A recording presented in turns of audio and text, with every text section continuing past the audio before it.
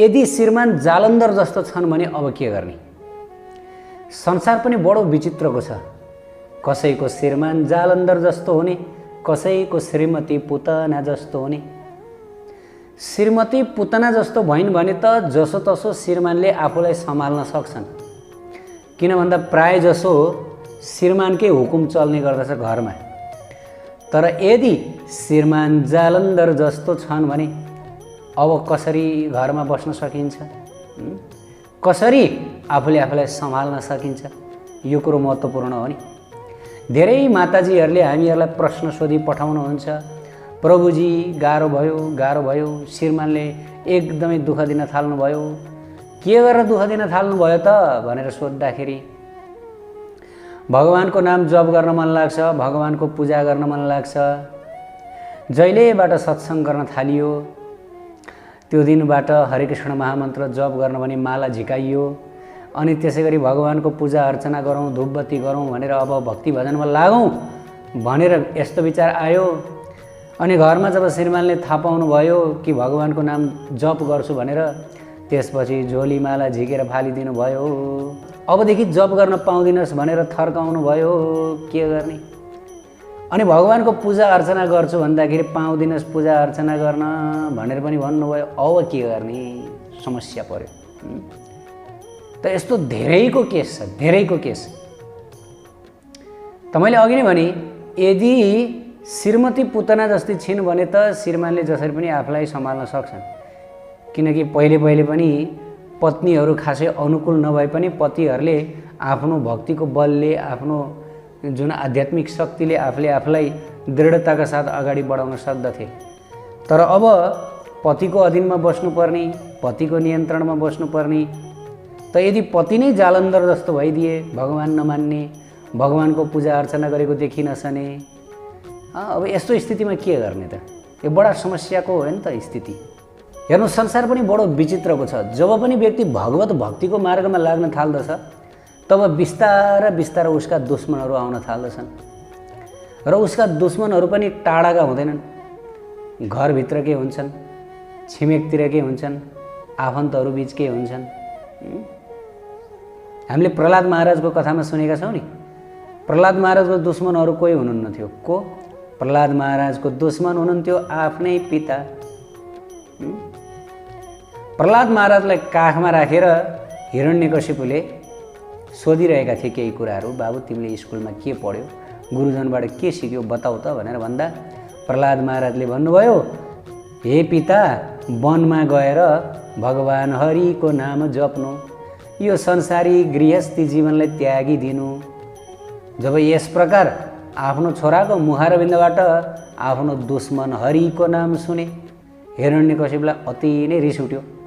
त्यसपछि त्यो कलिलो बालक, त्यस्तै 5-6 वर्षको कलिलो बालक प्रहलादलाई, आफ्नै छोरोलाई, त्यो पनि आफ्नो छोरो कति प्यारो हुन्छ नि, आफ्नो छोरोलाई आफ्नो काखमा राखेर सुमसुमाइरहेको जुरुक्क उचालेर जमिनमा यसरी फाल्यो, जसरी हामीहरूले भगुन्डो जमिनमा फाल्छौँ नि, यसरी समातेर एकदमै अचार बनोस् भनेर, थिलथिलियोस् भनेर। तर पनि भगवानको कृपाले प्रहलादलाई केही भएन। जसरी प्वाख जमिनमा खस्दछ त्यसै गरी खस्नुभयो। भगवानले कृपा गर्नुहुन्छ भक्तहरूलाई। कसैको पिता शत्रु, कसैको दाजुभाइ शत्रु, कसैको पत्नी शत्रु त कसैको को शत्रु। जब भक्ति मार्गमा लागिन्छ, भगवत भक्तिमा लागिन्छ त कोही न कोही शत्रु निस्किहाल्छ। त्यस कारणले गर्दाखेरि जीवनमा मेरो कोही शत्रु छ कि छैन भनेर चेक गर्नु पर्यो भने तपाईँ भगवानको भक्तिमा लाग्नुहोस्। अनि हेर्नुहोस्, को व्यक्ति तपाईँको विरोधमा उत्रन्छन्, कसले तपाईँलाई के भन्छन्।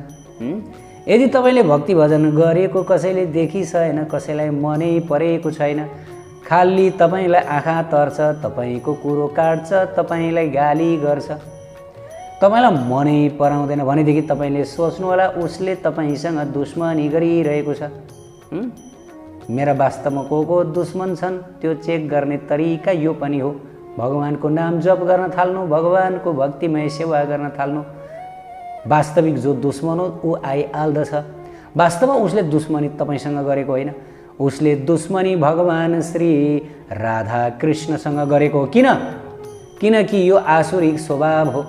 जसको हृदयमा भगवानप्रति विद्रोह द्रोहको भाव छ, उसले भगवानको नाम सुनेर उसलाई मनै पर्दैन। भगवानको पूजा गरेको, भगवानको प्रशंसा गरेको उसलाई चित्तै बुझ्दैन, उसलाई मनै पर्दैन।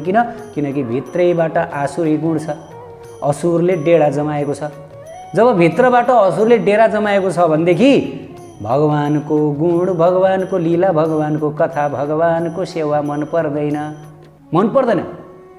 त यदि कोही दैवी स्वभावको छ, भित्रबाट कुनै दैवी शक्तिले डेरा जमाएको छ भनेदेखि भगवानको पूजा गरेको, भगवानको नाम जपेको, भगवानको कीर्तिगान गरेको, भागवत कथा गरेको मनपर्छ।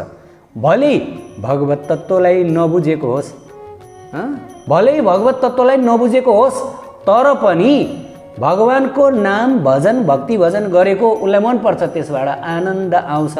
तर आसुरिक स्वभावका व्यक्तिहरूलाई आनन्द आउँदैन। त्यस कारणले गर्दाखेरि को आसुरिक स्वभावको व्यक्ति हो, को आसुरिक स्वभावको व्यक्ति होइन, चिन्नको लागि यो परीक्षण गर्नुहोस्। तपाईँले हरे कृष्ण कीर्तन गर्नुहोस्, तपाईँले राधा कृष्णको नाम कीर्तन गर्नुहोस्, हरि कीर्तन गर्नुहोस्, उहाँको गुणगान गर्नुहोस्, उहाँको जय जयकार गर्नुहोस्।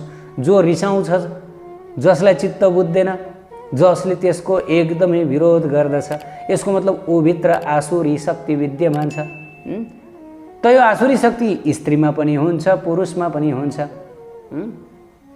त्यस कारणले गर्दा अब कुरा गरौँ, यदि कसैको पतिमा यो जालन्धर आएर बसेको छ, भित्र है हृदयभित्र जालन्धरले डेरा जमाएको छ, पत्नीले भगवानको नाम जप्दा, भगवानको सेवा गर्दा पटक्कै मन पराउँदैन, अनेक किसिमले थर्काउँदछ, पिड्दछ, भुत्ल्याउँदछ, तँलाई घरबाट निकालिदिन्छु, डिभोर्स गरिदिन्छु, ह्यान त्यान भन्दछ भनेदेखि अब कसरी घरमा, किनभने घरमा त बस्नु पर्यो, किनभने पत्नीको कर्तव्य भनेको आफ्नो घर कहिल्यै छोड्नुहुन्न, आफ्ना छोरा छोरी कहिल्यै छोड्नुहुन्न, सासू ससुरालाई कहिले त्याग्नुहुन्न। पति भलै जतिसुकै दुष्ट होस्, जतिसुकै जालन्धर होस्, जतिसुकै क्रूर होस्, उग्र स्वभावको होस्, पतिलाई त्याग्नु हुँदैन भनेर शास्त्रमा बताइएको छ। किनकि नारी हरदम संरक्षित हुनुपर्दछ, बाल्यकालमा पिताद्वारा, अनि विवाहपछि पतिद्वारा, अनि त्यसपछि वृद्धावस्थामा छोराद्वारा संरक्षित हुनुपर्दछ। कुनै बेलामा पनि स्वतन्त्र भावले हिँड्नुहुन्न, किनकि एक्सप्लोइट हुन सकिन्छ, अर्थात् शोषित हुन सकिन्छ।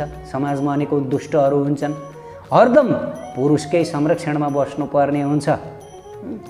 त अब पुरुषको संरक्षणमा त बस्ने, तर पति हुनुभयो जालन्धर जस्तो, तर पनि छोड्नुहुन्न, तर पनि पतिको सेवा गरेर बस्नुपर्छ। यो मैले भनेको होइन, यो शास्त्रमा स्वयं श्री कृष्ण भगवानले ब्रह्मवैवर्त पुराणमा यो उपदेश दिनुभएको छ र प्रत्येक शास्त्रमा यही कुराको वर्णन गरिएको छ। त अब के गर्ने? भगवानको भक्ति गर्न मन लाग्छ, भगवानको पूजा गर्न मन लाग्छ, सत्सङ्ग गर्न मन लाग्छ, तर श्रीमानले दिँदैन।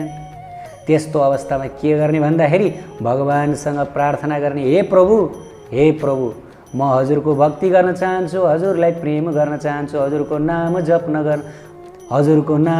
चाहन्छु, तर पनि मलाई वातावरण मिलिरहेको छैन। मेरो पतिलाई सद्बुद्धि दिनुहोस्, मेरो पतिको हृदयमा बास गरेर मेरो पतिको हृदयलाई बदलिदिनुहोस्, मेरो पतिलाई पनि उद्धार गर्नुहोस्, हजुरको चरणमा राखी बक्सियोस्, म माथि करुणा गरी बक्सियोस् भनेर भगवान राधा माधवको अगाडि धुरु रुने अरू कुनै उपाय छैन। प्यारा भक्त सज्जन, अरू कुनै उपाय छैन। जब घर परिवार भक्ति विरोधी हुन्छन्, तब छोराहरू, विशेष गरी 16, 17, 18 वर्ष लागेका छोराहरूले घरबार त्यागेर छोडेर ब्रह्मचर्य आश्रम पनि भर्ती भएका हुन्छन्। यस्ता अनेकौं उदाहरणहरू छन्। तर छोरीको केस त्यस्तो हुँदैन। त छोरीले के गर्ने? भगवानसँग रुने, हे प्रभु मलाई बचाउनुहोस्, म हजुरको भक्तिबाट टाढा जान चाहन्न, म हजुरलाई त्याग्न चाहन्न, म हजुर बिना बाँच्न सक्दिनँ, मलाई बचाउनुहोस्, हजुरको भक्ति मलाई जसरी पनि दिनुहोस्, यो जति पनि बाधा व्यवधान छ यी सम्पूर्ण बाधा व्यवधानलाई हटाइदिई बक्सियोस्, मेरो पतिमाथि हजुरले कृपा गरी बक्सियोस् भनेर हर दिन भगवानसँग अहर्निश प्रार्थना गर्ने, रुने, कराउने। त भगवान त पत्थर हुनुहुन्न, ढुङ्गा हुनुहुन्न, उहाँले सुन्नुहुन्छ, प्रार्थना जल्दी सुन्नुहुन्छ। भगवानले अरू कुरा भन्दा पनि छिटो भक्तहरूको प्रार्थना सुन्नुहुन्छ। अझ कसैले आँसु झारेर प्रार्थना गरेको छ हृदयदेखि भनेदेखि त्यो त झन् छिटो सुन्नुहुन्छ र तुरुन्तै भगवानले कुनै न कुनै उपाय लगाउनुहुन्छ। उहाँ त सर्वशक्तिमान हुनुहुन्छ। गजेन्द्र रोएका थिए, जब गजेन्द्र सङ्कटमा परेका थिए, गोहीले खानै लागेको थियो, त्यो समयमा गजेन्द्रसँग कुनै पनि उपाय थिएन। त्यस समय आँसु झारेर प्रभुलाई, हे प्रभु मैले अब केही पनि गर्न सकिनँ, म त एकदमै मूढ प्राणी भए, तैपनि म हजुरलाई यो कमलको फुल अर्पण गर्दछु, मेरो यो सेवा भेट स्वीकार गरिबक्सियोस् भनेर गजेन्द्रले भगवानलाई एउटा सुन्दर फुल अर्पण गर्नुभयो। प्यारा भक्त सज्जन, त भगवानले के गरिबक्स्यो? तुरुन्तै आएर उद्धार गरिबक्स्यो, उद्धार गरिबक्सिन्छ। हो त्यस कारणले गर्दा प्रार्थना गर्ने, झै झगडा नगर्ने, पतिसँग सिगौरी नखेल्ने, कुटाकुट नगर्ने। कतिपयले यो गल्ती गर्नुहुन्छ, अरे मेरो पति नास्तिक परे, मेरो पति अश्रद्धालु परे, अब यस्ता पतिलाई के मानिरहनु, यस्तालाई त कुट्नुपर्छ, यस्तालाई त आँखा तर्नुपर्छ, यस्तासँग त झगडा गर्नुपर्छ भनेर कतिले झगडा गर्नु हुँदो रहेछ, कतिले गुनासो गर्नु हुँदो रहेछ। यस्तो कदापि नगर्नुहोस्। पति जस्तो सुकै भए पनि पति हुनुहुन्छ, संरक्षक हुनुहुन्छ उहाँ। पतिसँगको सम्बन्ध कहिले पनि नबिग्रियोस् भनेर सतर्क रहनु होला। र हृदयमा पनि आफ्ना जो आत्माका वास्तविक पति हुनुहुन्छ उनी श्याम सुन्दरको सधैँभरि स्मरण गर्नु होला। ठिक छ, तपाईँलाई मुखले नाम जप गर्न दिएनन् भनेदेखि कसैले मालै खोजिदिन्छन् है। यो जुन जपमाला छ, यस्तै यो जपमाला छ, जपमाला जप झोलिने खोसेर फालिदिन्छन् रे, यस्ता दुष्ट पनि हुन्छन्। शास्त्रमा त बताइयो त्यो भाग्यमानी पति हो जसकी पत्नी भगवान राधा गोविन्दकी भक्तिनी छिन्। वास्तवमा हुनुपर्ने नि भगवानकी भक्तिनी हो। किन? जब पत्नी भगवानकी भक्तिनी बन्दछिन् उनी सद्गुणी बन्दछिन्, भगवानको जस्तै गुणले युक्त बन्दछिन्, पतिव्रता रहन्छन्, इमान्दार रहन्छन्। मूर्खहरूले यो कुरा बुझ्दैनन्। उसले जतिसुकै कोसिस गरे पनि उसकी पत्नी इमान्दार नहुन सक्दछिन्, पतिव्रता नहुन सक्दछिन्। पति नभएको मौकामा जे पनि गर्ने खालकी हुन सक्दछिन्। तर जब भगवानमा कसैको मन लागेको छ भने अब उसको मनले पापै चिताउँदैन, दुष्कर्म गर्दै गर्दैन, धोका दिँदै दिँदैन। खोइ बुझेको मूर्खहरूले। आजकलका कलियुगका पतिहरू मूर्ख, अधर्मी, अनि पत्नीहरू कसरी सती हुन सक्दछन्? बिग्रेको पतिहरूबाटै हो, पतिहरूबाटै बिग्रेको। धर्म छाडा पतिहरू नै हुन्। पत्नीहरू त बडो महिमाशाली हुँदैछन्। कलियुगमा सबै उल्टो छ। पतिहरू धर्म छाडा हुँदै भएका छन्, नास्तिक हुँदै गइरहेका छन्। पत्नीहरू भने सत्सङ्गतिर लाग्दै गइरहेका छन्। शास्त्र पढ्नेहरूमा पत्नीहरू नै अगाडि छन्, भगवानको नाम जप गर्नेमा पत्नीहरू नै अगाडि छन्, गुरु बनेर हिँड्नेमा पत्नीहरू नै अगाडि छन्। यो हामीले धेरै देखिसक्यौँ। अरे पुरुषहरूलाई त पैसा कमाउँदैमा र पाप गर्दैमा फुर्सद छैन, लुड्दैमा फुर्सद छैन। नरक जानेहरू यी पतिहरू हुन्छन्। तर चिन्ता नगर्नुहोस्, पत्नीले नै बचाउँछिन्। शास्त्रमा यस प्रकार बताइएको छ। त्यस कारणले गर्दा यस्ती पत्नी जो धर्मात्मी छिन्, राधा गोविन्दकी भक्ति छिन्, यिनलाई त पूजा गर्नुपर्ने हो, यिनलाई त प्रेम गरेर राख्नुपर्ने हो, पूजा गर्नुपर्ने हो, सम्मान गर्नुपर्ने हो। लौ मेरो भाग्य चम्कियो भनेर बस्नुपर्ने हो। तर यी मूर्ख पतिहरू, भेडा गधाहरूले बुझ्न सक्दैनन् यस्तो कुरो। कहाँबाट बुझ्न सक्छन् त? त्यस कारणले गर्दाखेरि जो पत्नीहरू तपाईँहरूको पति जालन्धर जस्ता छन्, झै झगडा नगर्नुहोस्, प्रार्थना गर्नुहोस्, बुद्धि आओस्, हे भगवान कृपा गर्नुहोस् भनेर सधैँभरि प्रार्थना गर्नुहोस्। अब म यसै प्रसङ्गमा एउटा सुन्दर कथा सुनाउन जाँदैछु। एकचोटि एक राजाकोमा एकजना भक्त आउनुभयो घुम्दै फिर्दै। अनि भक्तले चाहिँ आफ्नो साथमा शालिग्राम लिएर हिँड्नुभएको थियो। राजाकोमा रहँदा ती भक्तले शालिग्रामज्यूको बडो प्रेमपूर्वक सेवा गर्नुभयो, धूपबत्ती अगरबत्ती गर्नुभयो। अनि राजाकी एक छोरी थिइन्, राजकुमारी। ती राजकुमारीले, ती साधु बाबाले शालिग्राम भगवानको बडो प्रेमपूर्वक सेवा पूजा गरेको देखिन्। यो देखेर ती बालिकाको मनमा पनि त्यसै गरेर भगवानको सेवा गर्ने इच्छा जागेर आयो। अनि त्यसपछि ती बालिकाले ती साधु बाबालाई सोधिन्, हे साधु बाबा हजुरले के गर्नुभएको? साधुले जवाफ दिनुभयो, मैले भगवानको पूजा गरेको। अनि बालिकाले भनिन्, यो कस्तो भगवान हुनुहुन्छ? अब साधु बाबाले बालिकालाई के भन्नु भनेर चाहिँ, नानी यी त शिला भगवान हुन्, शिला भगवान, शालिग्राम शिला भगवान हुन्। त्यसपछि बालिकाले भनिन्, बाबाजी म पनि शिला भगवानको पूजा गर्छु, मलाई शिला भगवान दिनुहोस्, म पनि यसै गरेर पूजा गर्छु। अनि त्यसपछि भक्तले चाहिँ आफूले पूजा गरिरहने गरेको शालिग्राम भगवान ती बालिकालाई दिनुभयो, किनकि भक्तको मनमा करुणा जाग्यो। यदि मैले यी बालिकालाई यो शालिग्राम शिला दिएँ भनेदेखि उनले पूजा गरेर उनको उद्धार भगवानले गर्नुहुन्छ। म त ठिकै छ, फेरि पनि शालिग्राम मेरो साथमा आउनुहुनेछ, कहीँ कतिबाट म सेवा पूजा गरौँला। त भक्तको मन यस्तो हुन्छ। अनि त्यसपछि आफ्ना जो शालिग्राम शिला हुनुहुन्छ ती बालिकालाई प्रदान गरेर भक्त महलबाट आफ्नो आश्रमतर्फ जानुभयो। त्यस दिनबाट बालिकाले प्रत्येक दिन अहरनिश शालिग्राम भगवानको सेवा गर्न थालिन्। जसरी ती भक्तले उपदेश दिनुभयो त्यसै गरेर पूजा गर्दथिन् प्रत्येक दिन। एक दिन दुई दिन भन्दा भन्दै बालिका ठुली भइन्, विवाह गर्ने दिन आयो। उनले एक दिन पनि नटुटाई शालिग्राम भगवानको सेवा आराधना गरेकी थिइन्। अब विवाह गर्ने दिन आयो, विवाह पनि भयो। तर दुःखको कुरा, उनको विवाह जोसँग भयो ती राजकुमार भने अत्यन्त दुष्ट स्वभावका थिए। भगवान मान्दै नमान्ने नास्तिक थिए, जालन्धर जस्ता थिए, जस्तै आजकलका पतिहरू हुने गर्दछन्। जालन्धरै स्वभावको थियो। अनि उनले चाहिँ आफ्नो घरमा गएर पनि शालिग्रामजीको सेवा पूजा आराधना नित्य रूपले गर्ने गर्दथिन्। जब पतिले यो देखे उनलाई अत्यन्त रिस उठ्यो। के गरेकी तैँले भनेर भन्नुभयो। अनि पत्नीले जवाफ दिनु, मैले त ठाकुरजीको सेवा गरेको, मेरो गुरुले मलाई यसै गरेर प्रत्येक दिन सेवा गर्नु भन्नुभएको छ। अनि त्यसपछि श्रीमानले, म छँदा छँदै तैँले अब सेवा गर्न पाउँदैनस्, कि त तैँले यसलाई रोज्नुपर्छ, शिलालाई रोज्नुपर्छ, कि त तैँले मलाई रोज्नुपर्छ। ल भन, तैँले केलाई रोज्छस्?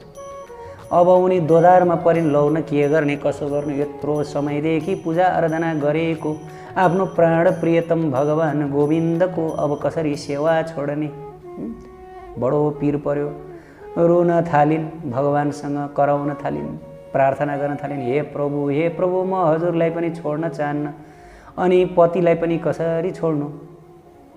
बडो दोधारमा परिन्, अब के गर्ने?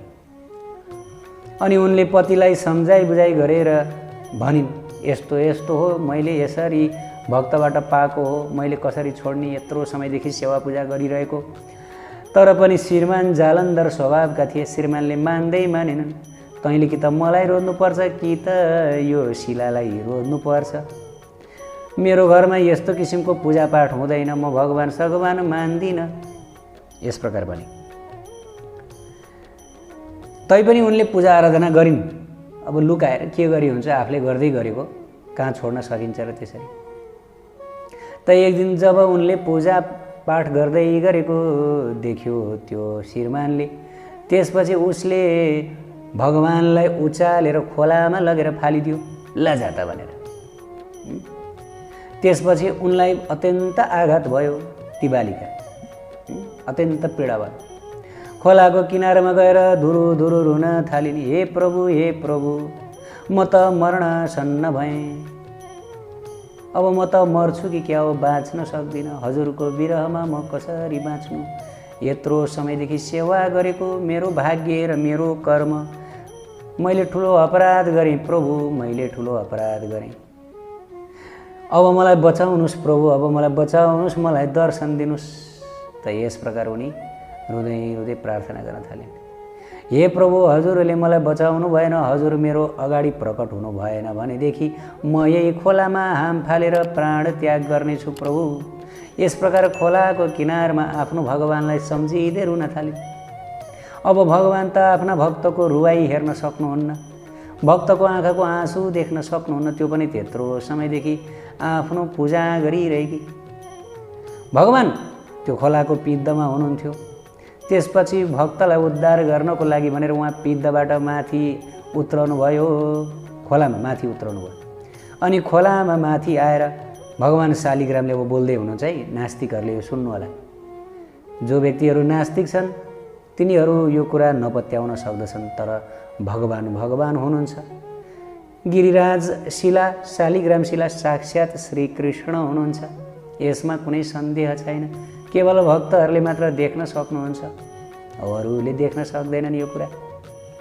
त भगवान्ले भनिबक्स्यो, हे नानी तिमी नरो, तिमी अब दुःख नमान, किनकि तिम्रो उद्धारका लागि म प्रकट भइसकेको छु। अब केही पनि हुँदैन, अब तिमीलाई पहिलेको जस्तो कुनै पनि किसिमको अप्ठ्यारो पर्दैन, सबै कुरा राम्रो हुन्छ। म तिम्रो भक्तिदेखि अत्यन्त प्रसन्न भएँ। म तिमीलाई छोडेर कहीँ पनि जान्न, तिमीसँगै बस्छु, तिमीलाई कृपा गर्छु। भगवान्ले यस प्रकार भन्नुभयो। परिवारका सबै सदस्यहरू त्यहाँ आए। त्यो लोग्ने पनि त्यहाँ आयो।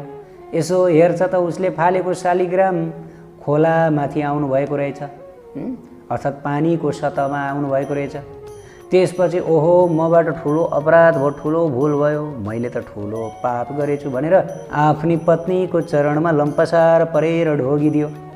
हे पत्नी देवी, हे साध्वी, मलाई क्षमा गर, मलाई माफ गर, तिमी त महान भक्तिनी रहेछौ। तिम्रो भक्ति देखेर भगवान् यति प्रसन्न हुनुभएको रहेछ। अब मेरो लागि पनि भगवान्सँग माफी माग्देऊ, मलाई बचाऊ, मैले गरेको अपराधको क्षमा गरिदेऊ। त यस प्रकार आफ्नी पत्नीसँग माफ मागे।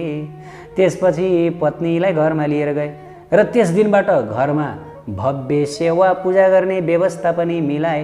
आफू पनि पत्नीका साथ भगवानको अहरनिश भक्ति भजनमा लागे। परिवारका सम्पूर्ण सदस्यहरू भक्ति भजनमा लागे। जीवन सफल भयो, सबैजना भगवानको धाम गए। त प्यारा भक्त सज्जन, यो कथाबाट हामीहरूले के सिक्नु पर्छ?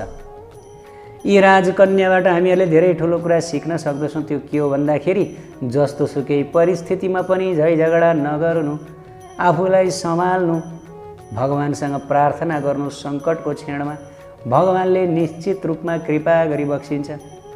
त यदि आफूले बचाउ गर्न थाल्यो भनेदेखि त्यो बेला भगवान्ले नबचाउन सक्नुहुन्छ। हामीले आफूलाई बचाउने हो भने के नै बचाउन सक्दछौँ। हामी जस्तो निर्बल कोही छैन। त यदि भगवान्ले बचाउन चाहिबक्सिन्छ भनेदेखि त निश्चित रूपले बचाइबक्सिन्छ, किनभने उहाँ त अथाह शक्तिका स्वामी हुनुहुन्छ, सम्पूर्ण शक्तिले युक्त हुनुहुन्छ। त प्यारा भक्त सज्जन, माताजीहरूको लागि भनेर विशेष यो प्रवचन श्रृङ्खला यहाँहरू सबैले बुझ्नुभयो होला।